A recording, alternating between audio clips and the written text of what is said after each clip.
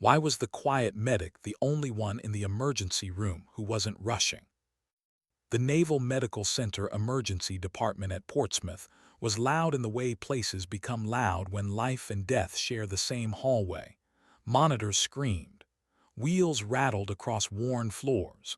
Nurses moved quickly enough to blur at the edges. Voices bounced between curtains and metal trays.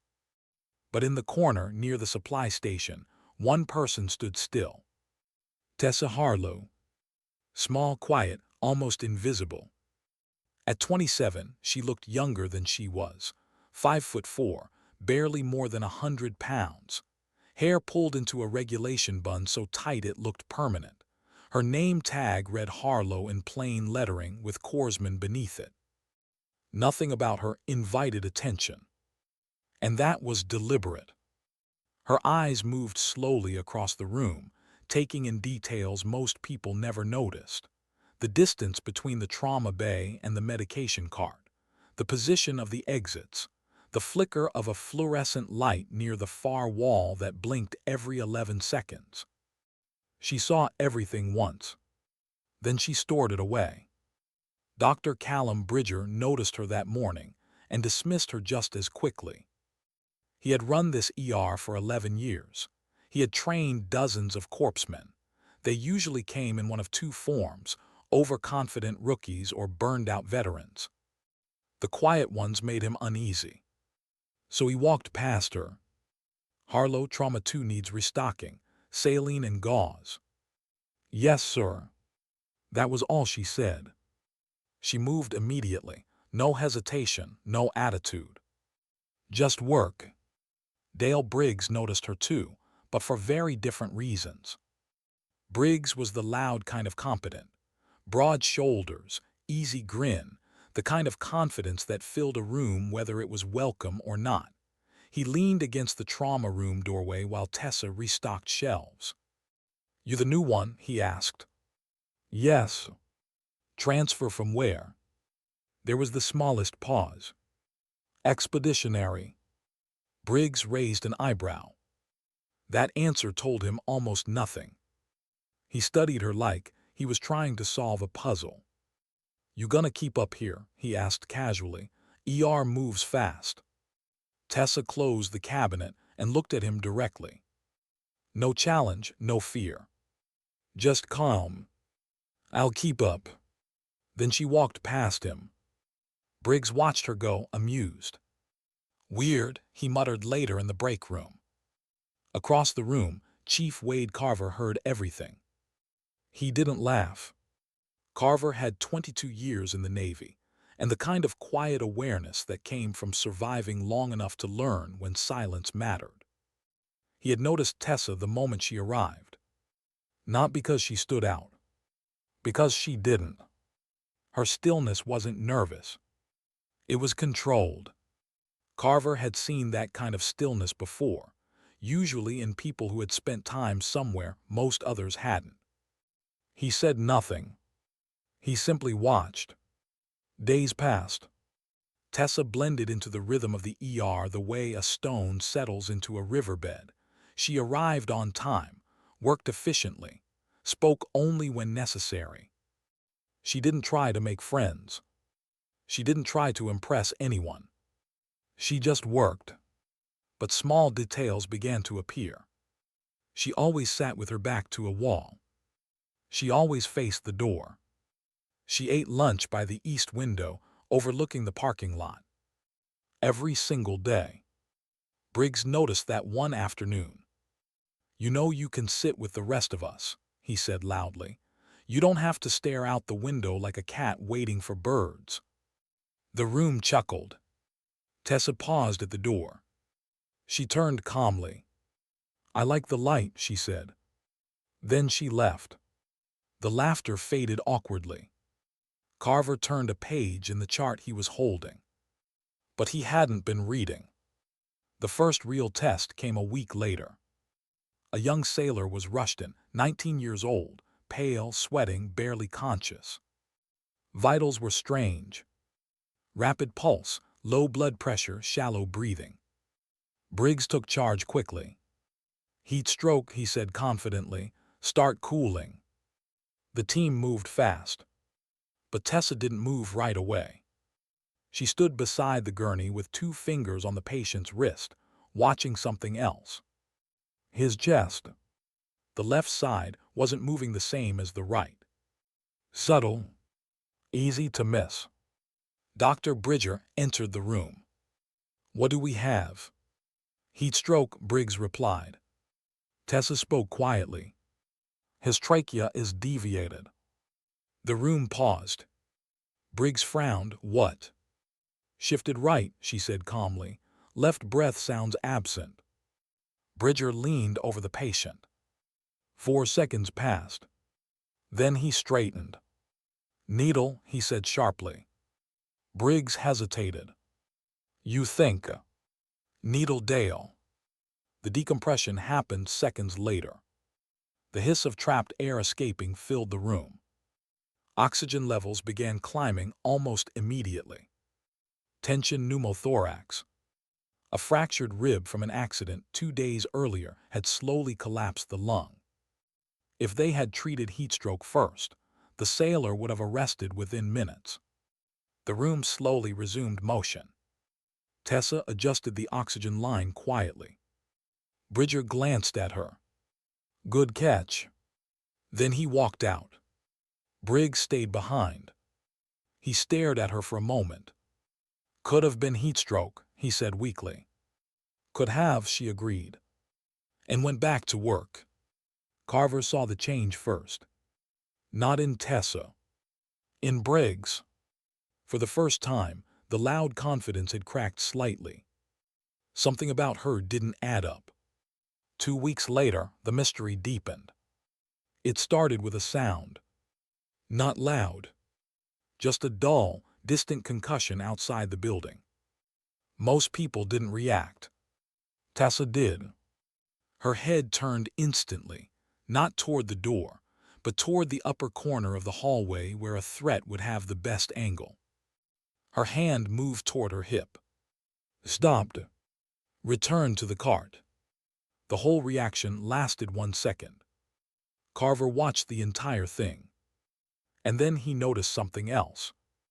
The sleeve of her uniform had shifted slightly, just enough to reveal a scar along the inside of her forearm.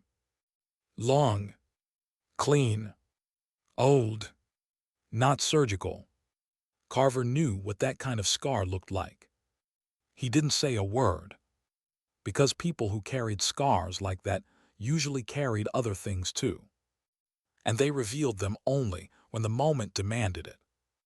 That moment arrived 3 weeks later. It came in the form of a black pickup truck rolling slowly into the emergency entrance. The vehicle shouldn't have been moving at all. 2 tires were shredded. The driver's door swung open. A man fell out. 6'2", civilian clothes covered in dust and blood. 2 gunshot wounds. 1 shoulder. 1 thigh.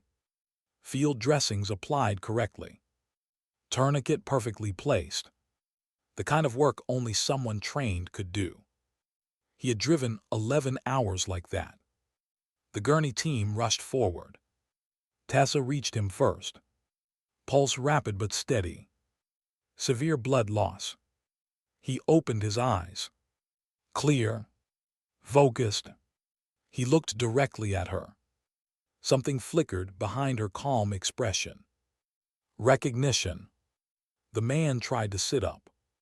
A paramedic pushed him gently back. Sir, stay down. The man raised a hand. Not aggressively.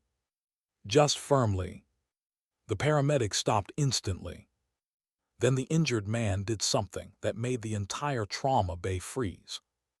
Despite the blood loss, despite the pain, despite the equipment attached to him, he straightened his spine and came to attention. Commander Harlow, he said hoarsely. Ma'am. The emergency room stopped breathing. Briggs froze mid-sentence. Bridger stood motionless near the door. Carver watched carefully. And Tessa? Tessa didn't react. Not surprise. Not embarrassment. Nothing. She simply looked down at the wounded man and said calmly, "At ease, Sergeant, you're bleeding out." Then she went back to work. The room, however, would never see her the same way again, because the quiet medic they had been ignoring for 3 weeks wasn't just a corpsman, and whatever she had been before arriving at Portsmouth had just walked through the door bleeding and saluted her. Why would a battle-hardened Green Beret salute a quiet Navy medic inside a civilian emergency room? The question hung in the air like smoke. No one wanted to breathe. For a moment, the trauma bay forgot how to move. Sergeant Daniel Reyes, the wounded man who had collapsed out of the pickup, was pale now, his strength draining fast. Blood soaked through the improvised bandage on his shoulder. The tourniquet on his thigh held, but not forever. Yet even as his body weakened, his posture had been perfect when he spoke. "Commander Harlow, ma'am." The words echoed inside every mind in the room. "Commander." Briggs was the first to break the silence. "What the hell?" "Pressure here," Tessa said calmly, already pressing gauze against Ray's shoulder wound. Her voice wasn't louder, but everyone moved. The room snapped back to life. Monitors beeped, gloves snapped into place, instruments clattered onto trays. Dr. Bridger stepped forward quickly. "2 gunshot wounds. We're moving to Trauma 3, prep for imaging." But his eyes flicked once toward Tessa. Not questioning, calculating, because something had shifted. Briggs grabbed the gurney rail as they wheeled Reyes toward the operating bay. He leaned closer to the wounded soldier, voice low. "You know her." Reyes didn't look at him. His eyes stayed on Tessa. There was respect there. Deep, unshakable. "The best medic I ever served with," he rasped. Briggs blinked. "Served with?" He looked at Tessa again. She was already cutting away the man's shirt with trauma shears. Her movements were smooth, precise, efficient. No wasted motion, no hesitation. Like she had done this 1,000 times. Maybe she had. The shoulder wound was through and through. Clean entry. Messy exit. The bullet had passed close to the clavicle, but missed the artery. Lucky. The thigh wound was worse. The bleeding surged as she loosened the temporary bandage to inspect it. Not lucky. Femoral branch nicked, she said quietly. Bridger nodded, clamp. She passed the instrument before he finished the word. Their rhythm locked instantly. Clamp pressure, suction. Blood slowed. Reyes exhaled sharply but stayed conscious. "Sir," Briggs said cautiously, "you drove here yourself." Reyes gave the faintest grin. "Truck still runs." Then he coughed. Tessa glanced at him. "You shouldn't be talking." "Yes, ma'am." The room paused again. That tone. It wasn't polite. It was obedient. Carver stood near the doorway watching everything. He noticed the details most people missed, like the way Tessa's hands moved when she worked. Not rushed, not panicked, just certain. And the way Reyes watched her, like someone watching a commander in combat. Bridger finished stabilizing the shoulder wound and stepped back. "He's going to surgery," he said, "but he'll live." The tension in the room released slightly. Reyes leaned his head back against the gurney cushion. His eyes never left Tessa. "You disappeared," he murmured. Her hands paused for the first time. Just for a second. Then she taped the final dressing in place. "Orders change," she said. Reyes smiled faintly. "You always did say that." Briggs stepped forward, unable to stop himself. "Okay," he said, raising both hands. "I'm lost, completely lost." He pointed between them. "You're telling me our quiet corpsman here, used to outrank a green beret. No one answered immediately. Tessa removed her gloves slowly. Blood stained the latex. She dropped them into the bin. I was attached to a joint unit overseas, she said calmly. Briggs folded his arms. That's not an answer. Reyes chuckled weakly. It's the only answer you're getting. Orderlies arrived to wheel him towards surgery. Before they moved him, Reyes reached out. Not dramatically. Just enough to get Tessa's attention. Ma'am. She leaned closer. His voice dropped. They're still looking. Something flickered across her face. Gone before anyone else could catch it. Focus on breathing, she said quietly. Then she stepped back. The gurney rolled away. And the room erupted. What just happened? Briggs demanded. Dr. Bridger rubbed his temples. Carver leaned against the wall. But everyone looked at Tessa. She wiped her hands on a towel and walked calmly toward the sink. The water ran. She scrubbed the last traces of blood away. No one spoke. Finally, Briggs broke. Commander, he said. She turned off the water. That's not my rank anymore. But it was. Silence. Bridger crossed his arms. What unit? He asked carefully. Tessa dried her hands. Her eyes moved briefly across the room. Judging. Measuring. Then she spoke. Naval Special Warfare Medical Command. Briggs blinked. Like SEAL teams. Yes. The room shifted. The quiet corpsman suddenly looked very different. Briggs stared. You were a SEAL medic. Yes. Then why are you stocking gauze in my ER? That question lingered longer than the others. Tessa folded the towel neatly. Because the truth sat heavy behind it. And not all truths wanted to be told. I requested reassignment, she said finally. Carver spoke for the first time. Voluntary. She looked at him. A long moment passed. Yes. But something in that answer didn't settle. Bridger noticed it. So did Carver. Briggs, however, leaned forward with growing fascination. You're telling me you left special operations for this? She met his eyes calmly. People still bleed here. He didn't know what to say to that. The ER slowly returned to its rhythm. Patients arrived. Charts filled. Life moved forward. But the room felt different now. Because once you learn someone has walked through fire, you can't pretend they haven't. 2 hours later, Carver found Tessa standing by the east window. The same place she always ate lunch. The parking lot stretched below. Rain had begun falling softly across the asphalt. He stepped beside her. You handled that well. She didn't look at him. I handled a patient. Carver nodded slowly. That sergeant didn't salute you by accident. No. You commanded something. Yes. He waited. She didn't continue. Carver had seen interrogations softer than this conversation. Finally, he asked quietly, what happened out there? The rain grew heavier. Cars passed through the gate slowly. Tessa's reflection in the glass looked distant.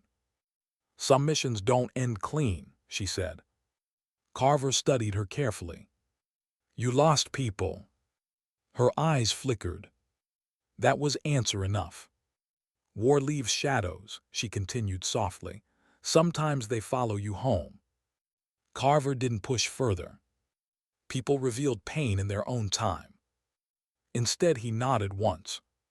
Well, he said, pushing off the wall, if another green beret shows up bleeding in our parking lot, I suppose we know who's in charge. For the first time all day, Tessa almost smiled.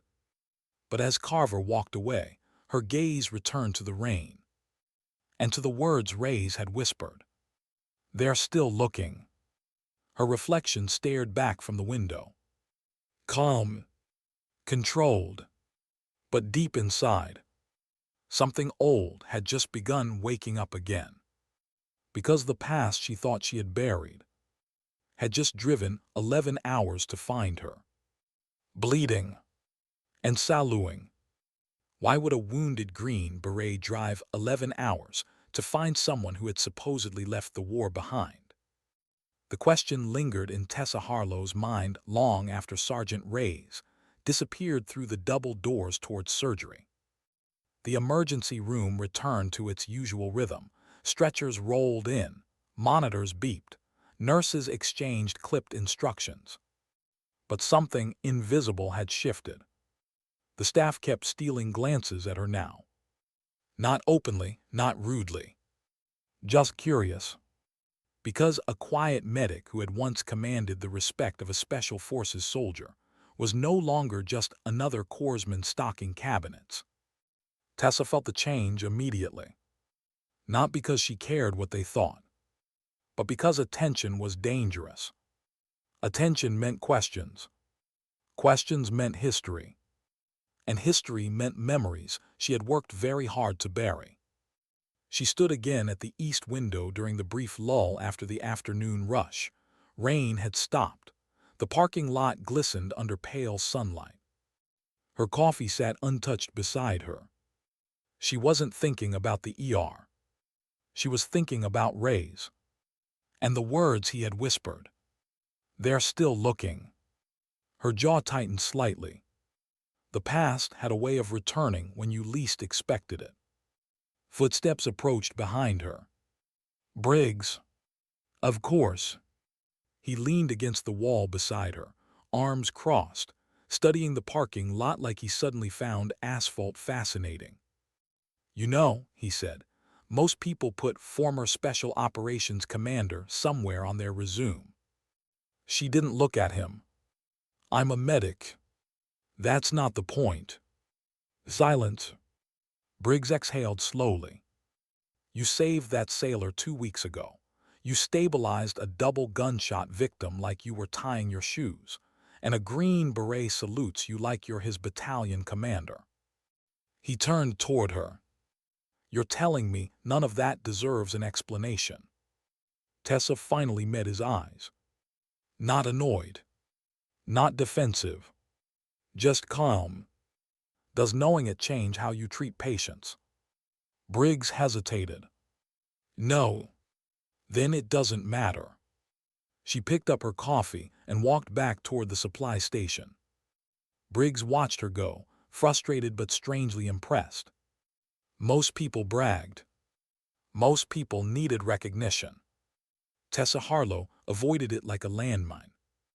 Across the room, Chief Carver observed the exchange quietly. He had spent decades around soldiers. He knew what suppressed tension looked like. And he recognized the look in Tessa's eyes when Reyes mentioned someone still searching. That wasn't fear. It was preparation. Late evening settled over the hospital.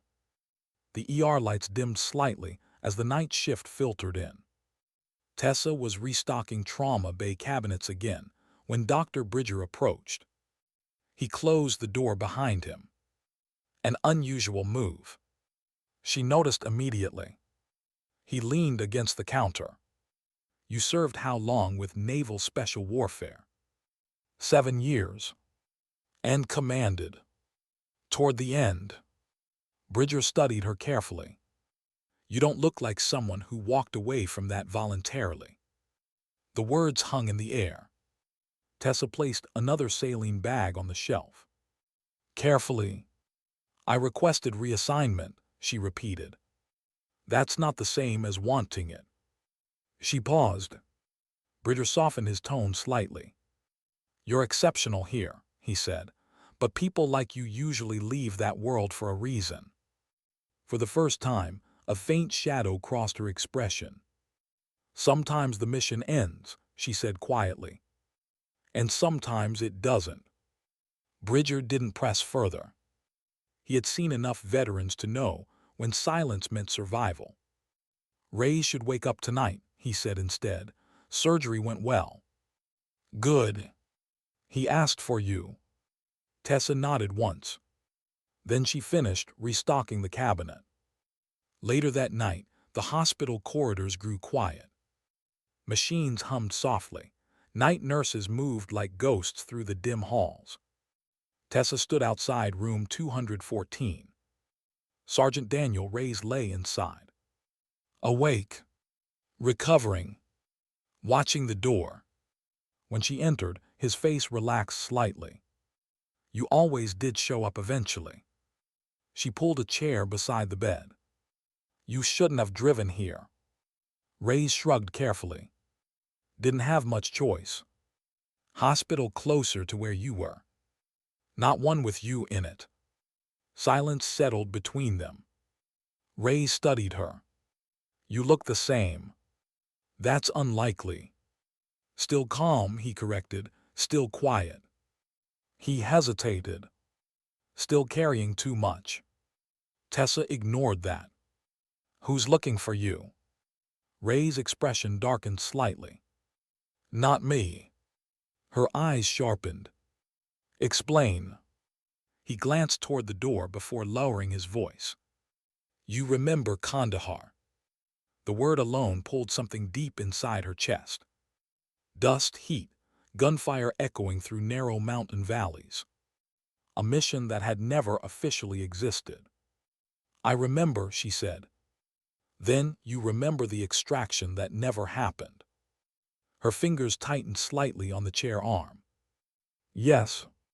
She remembered that too. The night the sky stayed empty. The night they were left behind.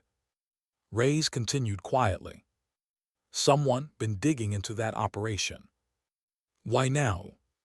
Don't know. His eyes locked with hers. But they're asking about the unit commander. A cold understanding spread slowly through her mind. Me. Ray's nodded. 3 weeks ago, a contractor approached one of our old guys, asking questions, offering money. Contractor for who? That's the problem, Ray said. Nobody knows. Tessa leaned back slightly. Her thoughts moved quickly now. Pieces connecting.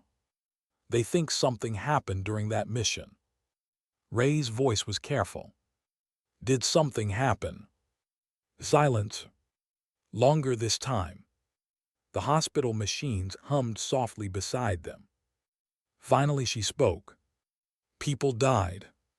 That's war. Not like that. Ray's watched her closely. You saved us, he said. I did my job. You did more than that. Tessa stood up slowly.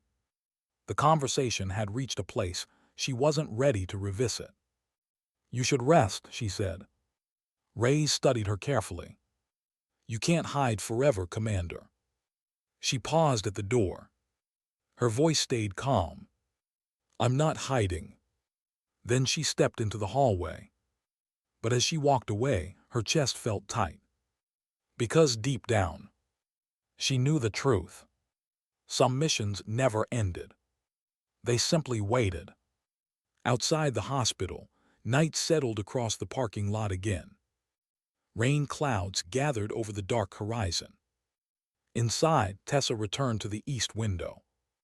The same place she had stood every day since arriving. But tonight something felt different. Not fear. Not dread. Just awareness. Like the moment before a storm finally breaks. Behind her, the ER doors burst open suddenly. Paramedics rushed inside with another stretcher. A young soldier.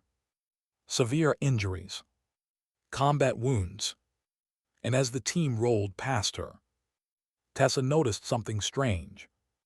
The soldier clutched a torn patch in his hand. A patch she recognized instantly.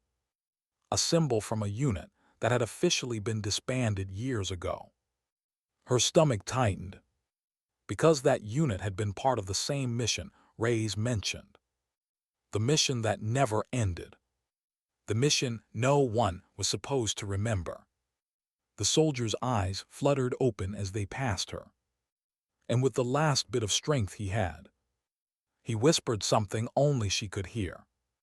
"Commander, they found it." Then he lost consciousness. And for the first time since leaving the battlefield, Tessa Harlow realized the war might not be finished with her yet. How could a mission buried years ago suddenly return, carried in the trembling hand of a dying soldier? The question settled into Tessa Harlow's chest like cold metal. The stretcher rolled past her quickly, wheels rattling across the ER floor as nurses cleared a path toward Trauma Bay 1. The young soldier looked barely 22. Dust-covered uniform, burned fabric along the sleeve, deep shrapnel wounds across his side. But that wasn't what held Tessa's attention. It was the patch clenched in his fist. A patch that should not exist anymore. The unit symbol had been erased from official records 6 years ago, files sealed, personnel reassigned, the entire operation buried under layers of classification. And yet here it was, in the hand of a bleeding soldier who had somehow found her. "Massive trauma," a paramedic shouted. "Explosion injuries, possible internal bleeding." The room snapped into action. Briggs moved to the patient's airway. Bridger pulled gloves on quickly. Carver stepped closer to the foot of the gurney. But Tessa didn't move immediately. She stared at the soldier's hand, at the patch, at the threadbare symbol that carried memories she had locked away. Then instinct took over. She stepped forward. "Get me vitals," she said calmly. Her voice cut through the noise like a blade. The room obeyed. The soldier's pulse was weak, blood pressure falling, his breathing shallow and uneven. Shrapnel had torn across his ribs and abdomen. Bridger examined the wounds quickly. "He needs surgery now," he said. "Prep transport." The soldier stirred faintly. His eyes opened again. Cloudy, searching. They found Tessa. Recognition sparked through the pain. "Commander," he whispered. Briggs froze. Again. The word echoed through the trauma bay, just like it had with Ray's. Tessa leaned closer. "Stay with me," she said quietly. The soldier swallowed painfully. "They found it." "What did they find?" she asked. His fingers tightened around the patch. "The canyon, the crash." His voice faded. Then darkness pulled him under again. The monitors beeped faster. Bridger looked up. "He's crashing." They moved quickly. IV fluids, pressure, oxygen. Within minutes, the surgical team arrived and rushed the young soldier toward the operating room. The ER slowly exhaled again. But the silence this time felt heavier. Briggs turned slowly toward Tessa. "That's 2 soldiers calling you commander today," he said. She didn't answer. Carver noticed her gaze drifting toward the closed operating room doors, toward the patch now lying on the metal tray. He stepped closer and picked it up.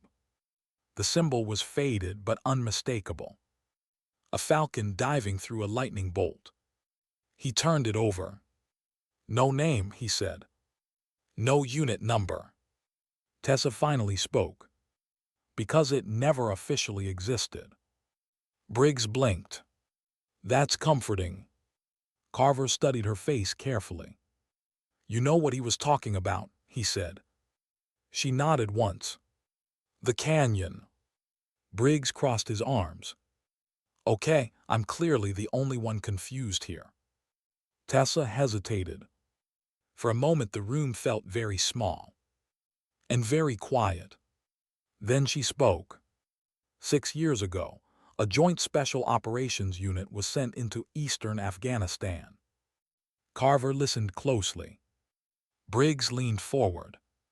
"No official record," she continued.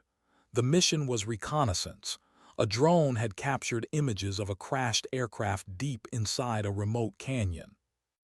Bridger, standing nearby, frowned slightly. What kind of aircraft? We didn't know. Her voice remained steady, but intelligence believed it was carrying something sensitive. Briggs raised an eyebrow. Weapons? Possibly. She glanced briefly toward the operating room. Our team was sent to confirm. Carver nodded slowly. And Tessa looked down at the patch in his hand. We found the wreckage. Briggs waited. And her voice dropped slightly. It wasn't just a plane. Silence. Carver's eyes sharpened. What was it? She exhaled slowly. A surveillance aircraft. Bridger frowned. That doesn't sound unusual. It wasn't ours. The room went still. Briggs stared. You're telling me a foreign spy plane crashed in Afghanistan? Yes. And your unit found it? Yes. Carver's voice stayed calm. Then what happened? For the first time, a shadow crossed Tessa's expression. The mission changed. How? New orders came through command. She paused. They wanted the aircraft destroyed. Briggs shrugged. That sounds normal. Tessa looked at him. It wasn't normal. Why? Because the plane wasn't empty. The words landed like stones. Carver leaned forward slightly. What was inside? Tessa's voice dropped almost to a whisper. Technology. Bridger frowned. What kind? Something no one wanted falling into the wrong hands. Briggs rubbed his forehead. So you blew it up. That was the plan. She looked toward the floor. But we never got the chance. The room waited. Her next words came slower. Before we could destroy it, another team arrived. Carver's eyes narrowed. Enemy forces. No. She met his gaze. Americans. The silence turned cold. Briggs stared in disbelief. Wait, another U.S. unit? Yes. Why? That's what we asked. Her fingers tightened slightly. They claimed they had new orders. Carver spoke carefully. And those orders were. They wanted to take the aircraft intact. Bridger frowned. That doesn't make sense. It didn't to us either. Briggs leaned forward. So what happened? Tessa's eyes moved toward the dark window at the end of the hallway. Like she was seeing another place. Another time. There was an argument. With the other unit. Yes. And her voice grew distant. Then the canyon exploded. The room went silent again. Carver studied her carefully. Exploded how? Missiles. From where? She shook her head slowly. We never saw the aircraft that fired them. Briggs blinked. You're saying someone wiped out both teams? Yes. How many survived? Tessa didn't answer immediately. Her eyes returned to the patch. Then she spoke quietly. 3. Briggs inhaled sharply. You raise. And one other. Carver's voice was low. The soldier who just arrived. Tessa nodded. The third survivor. The ER felt colder now. Briggs ran a hand through his hair. So someone destroyed that canyon to hide whatever was inside that plane. Yes. And now someone is asking questions about it. Tessa looked toward the operating room again. And someone just found the wreckage. The meaning settled slowly across the room. Carver spoke first. If that plane is still there, then whatever it carried might still be there too. Briggs muttered under his breath. Which means the people who destroyed the canyon might come looking again. Tessa didn't argue. Because she knew something they didn't. Reyes had said someone was already looking. And now a second survivor had arrived. With proof. Outside the hospital window, thunder rolled across the distant sky. Storm clouds gathered over the dark horizon. Inside the ER, Tessa felt something she hadn't felt in years. The quiet tension of a mission returning. Because if the wreckage had been found, then the past wasn't buried anymore. And whoever had fired those missiles 6 years ago would not want survivors talking. Why would someone try to erase an entire mission and then come back years later to finish the job? The question settled over the emergency room like a shadow that refused to leave. Outside, thunder rolled again, distant but growing closer. Rain began tapping against the hospital windows in slow, uneven drops. Inside, the ER staff moved carefully through the night shift. But nobody was really focused on their work. Not after what Tessa had just revealed. Briggs leaned against the nurse's station, staring at the dark hallway leading to the operating room. "So let me get this straight," he said quietly. 6 years ago your team finds a crashed spy plane in some Afghan canyon. Another American unit shows up, and then somebody wipes the whole place off the map with missiles. Tessa stood beside the medication cart, checking supplies she had already checked twice. "Yes. And now 2 survivors just happen to show up here on the same day." "Yes." Briggs rubbed his temples. "That's not comforting." Chief Carver remained silent for a long moment. His mind was moving faster than the conversation.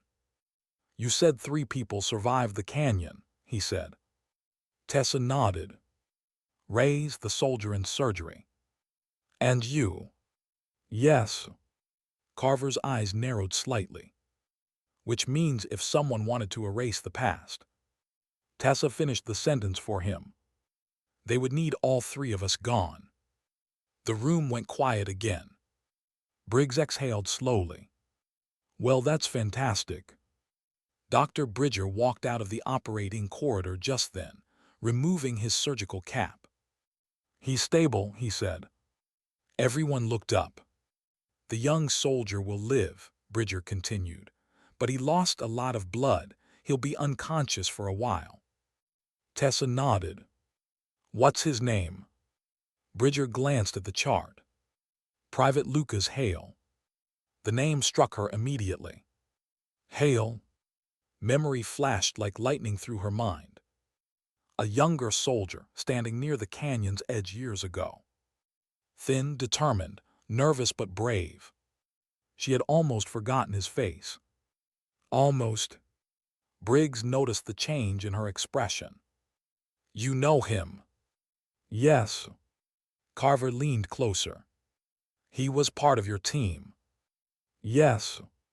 "And he survived the canyon too?" Tessa's voice stayed calm. "He was the youngest one there." Bridger folded his arms. "So now we have 2 survivors under this roof." Carver looked toward the dark hospital windows. "Which means the 3rd survivor might be next."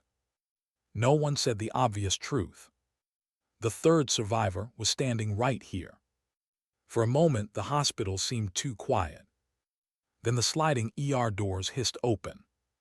Everyone turned instinctively. A man walked inside slowly. Civilian clothes. Dark jacket soaked with rain. Late 30s. Clean haircut. Sharp posture. Not injured. Not panicked. Just observing. His eyes scanned the room once. Quick. Professional. Then they settled on Tessa. Something inside her chest tightened immediately.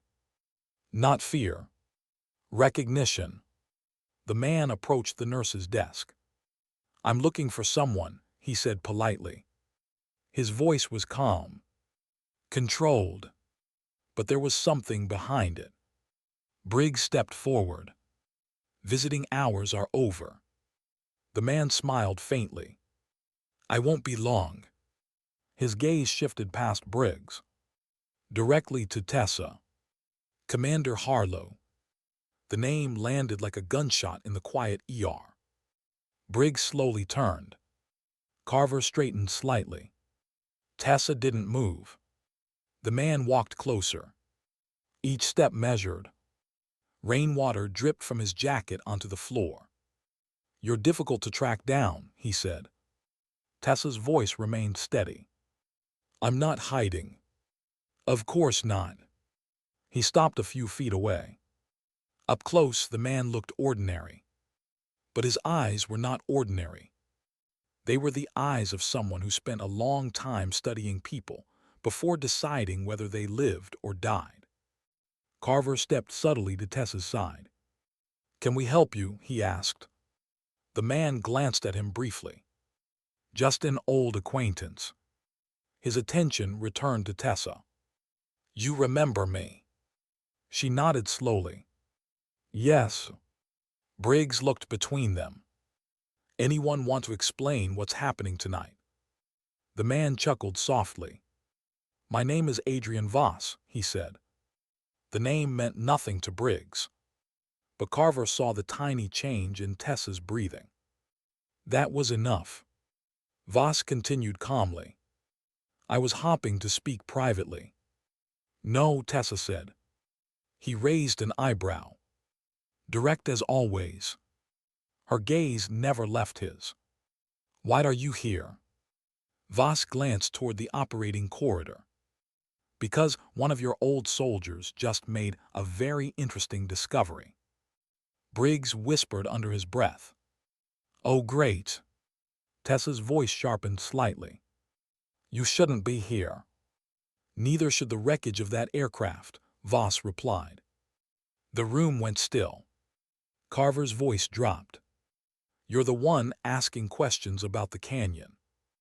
Voss smiled politely.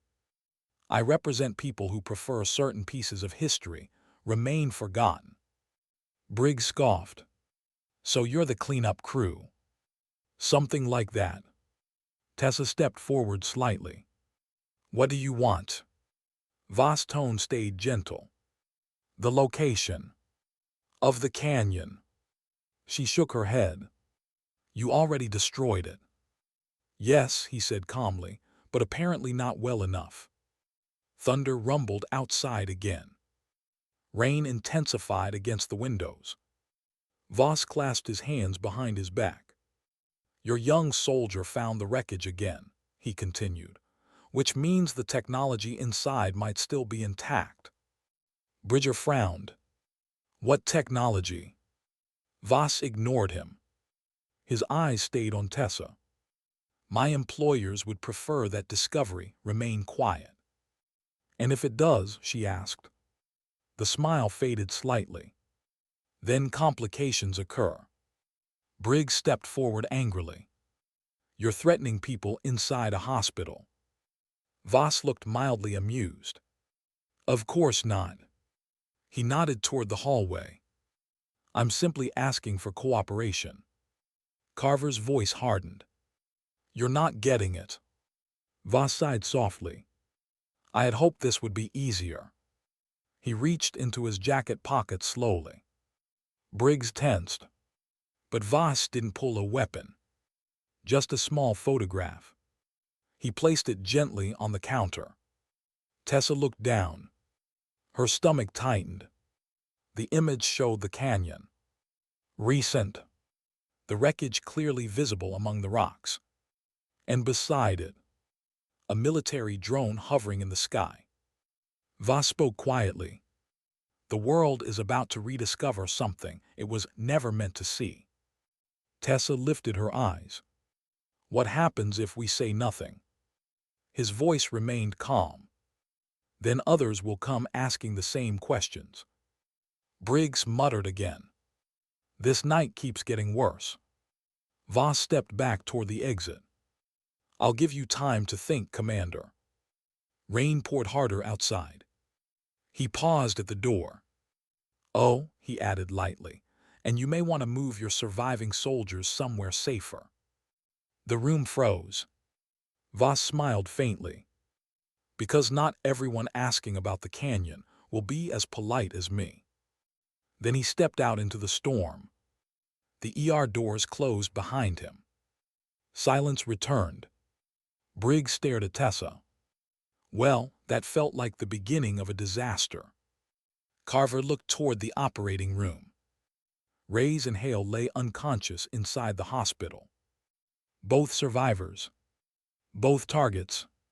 Tessa stood very still. But inside her chest, something old had awakened again. The same feeling she had before missions began. The quiet moment before everything changed. Because tonight had proven one thing.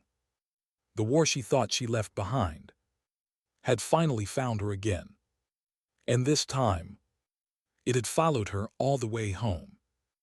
Why would a man like Adrian Voss walk calmly into a hospital unless he already believed the battle was over? The rain outside had turned into a steady downpour. Water streaked across the emergency room windows, blurring the yellow glow of the parking lot lights.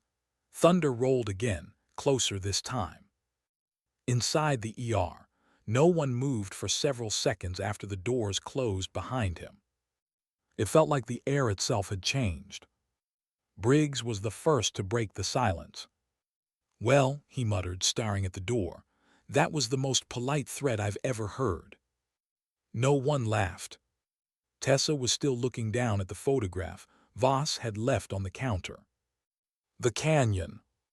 Even after 6 years, she recognized the shape of the cliffs instantly. The twisted metal of the crashed aircraft was still there, half buried beneath rock and sand. The missile strikes had scarred the mountainside, but they hadn't erased everything. And hovering above the wreckage, the drone. Someone had found the site again. Which meant the past wasn't buried. Not anymore. Chief Carver spoke quietly. "He's not bluffing." Tessa nodded. "No." Briggs ran a hand through his hair. "Okay, forgive me for stating the obvious, but some shadowy guy just admitted his employers blew up a canyon and now want the survivors to stay quiet." He pointed toward the surgical hallway.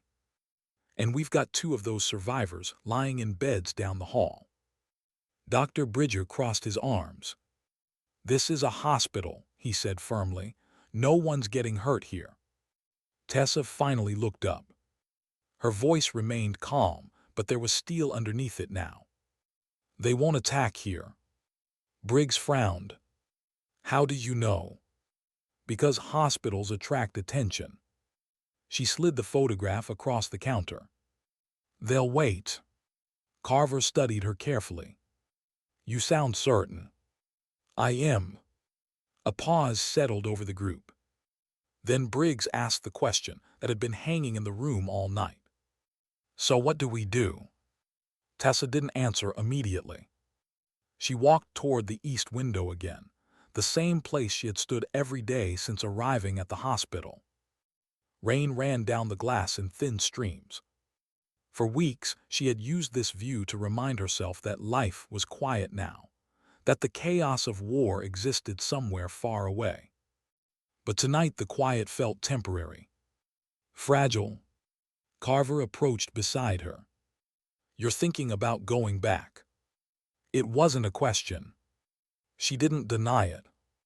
"If that aircraft is still intact," she said quietly, "whatever was inside it could change a lot of things." Bridger joined them. "You said it was surveillance technology." "Yes. But advanced enough that someone destroyed an entire canyon to hide it." "Yes." Briggs whistled softly. "That's above our pay grade." Tessa shook her head. "Not anymore." She turned toward them. Reyes and Hale found the wreckage again. Carver nodded. "And now people like Voss want it gone." "Yes." Briggs crossed his arms. "So your plan is what? Fly back to Afghanistan and dig up a crashed spy plane?" Tessa met his eyes. "No." "Then what?" Her answer came quietly. "We finish the mission." The words hung in the room. Briggs stared at her. You left that world for a reason. Yes. And now you want to jump back in because some mystery plane crashed 6 years ago. Tessa looked toward the surgical hallway. No. Her voice softened slightly. I'm doing it because people are still being hunted over it. Silence. Carver finally nodded. That I understand. Bridger exhaled slowly. You realize none of us are soldiers. Tessa gave a faint smile. Good. They looked confused. Because this isn't about fighting, she continued. It's about telling the truth. Across the hallway, a nurse stepped out of room 214. Sergeant Reyes is awake, she said. Tessa walked down the corridor quietly. The lights were dim now, the hospital settling deeper into the night. When she entered Reyes' room, he was sitting upright, pale but alert. You saw him, he said immediately. She nodded. Adrian Voss. Reyes' jaw tightened. Then it started. Yes. He looked toward the rain-covered window. They'll keep coming. I know. He studied her carefully. You thinking about going back? Yes. Reyes smiled faintly. I figured.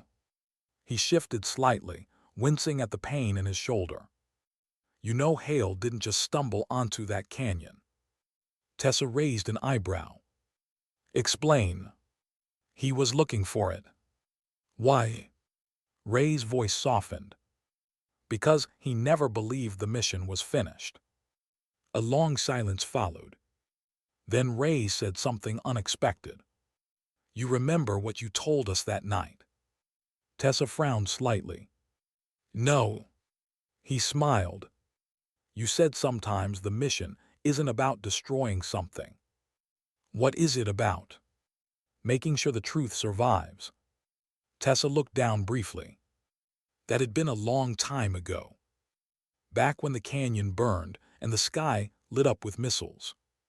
Back when survival had felt like a miracle. Reyes watched her carefully. You saved us that night. I kept you alive. That's the same thing. He leaned back against the pillow. You're going back to that canyon, aren't you? Yes. Good. She frowned slightly. That doesn't worry you. Reyes chuckled weakly. No. Why not? He met her eyes. Because the people chasing us think the mission already ended. Thunder shook the windows again. But they forgot something, he added quietly. What? Reyes smiled. You're the one who never leaves a mission unfinished. Tessa stood there for a moment, letting the words settle. Then she turned toward the door. Get some rest, she said. He nodded. You too, Commander. She paused briefly. Then she stepped back into the hallway. The hospital lights hummed softly overhead. Somewhere down the corridor, machines beeped steadily beside sleeping patients. Life continuing quietly. The kind of quiet she had tried to protect. Carver waited near the nurse's station. Well, he asked. She looked toward the window again. The storm outside was beginning to pass. Clouds thinning. First hints of moonlight breaking through. They're right, she said. About what? That the canyon still matters. Carver nodded slowly. So what happens now? Tessa took a deep breath. For the first time in years, the path ahead felt clear.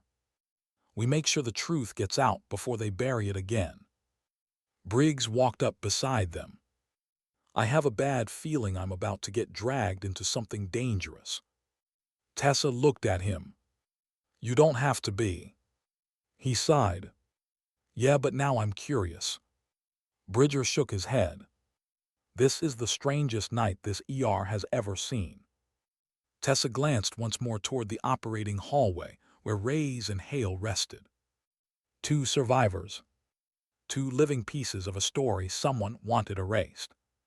Then she looked out at the clearing sky. Because sometimes the loudest heroism isn't explosions or gunfire. Sometimes it's a quiet decision made in the middle of an ordinary room. A decision to stand up again, even after the war is supposed to be over. Tessa Harlow had spent weeks pretending she was only a medic now. Just another quiet face in a crowded emergency room. But dignity, like truth, rarely stays hidden forever.